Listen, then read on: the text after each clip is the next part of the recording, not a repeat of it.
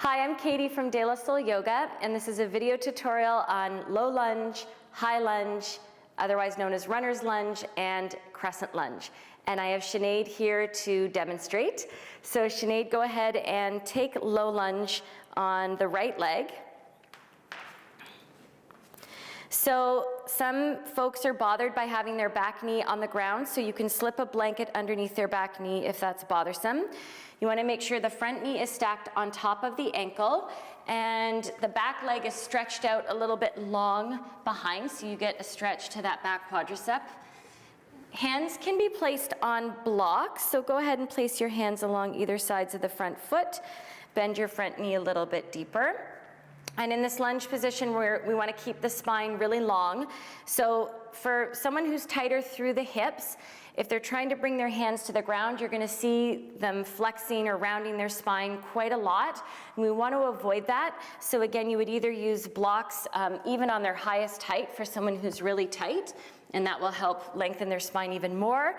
Or another option, and this is also great for heavier people or for pregnant women, is to have both hands to the inside of the front foot. So something along those lines, and maybe even taking a wider or a broader stance with the feet just to make room for the torso. So keep that in mind. So low lunges here, we want there to be as much weight in that front foot as possible with only a little bit of weight in the hands, so we're making the legs do the work. And there's kind of a combined force here of the front knee pressing forward, even as the right hip draws back, and the front hip rolls forward and down. And you almost want to feel as if you're trying to squeeze that front heel towards the back knee. So that will provide some stability or protection as you sink into the stretch. It's like you're opposing that stretch a little bit and just rather than collapsing into your flexibility. So the next stage of this pose would be high lunge or runner's lunge. So you would curl the back toes under, press the back leg straight. A nice option is to actually do this pose with the back heel up against a wall, so you can really get a true Tadasana foot with that heel stacked right over the ball of the foot and the back leg perfectly straight.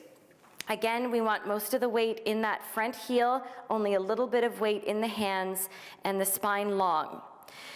Now you could cue your student into full crescent lunge.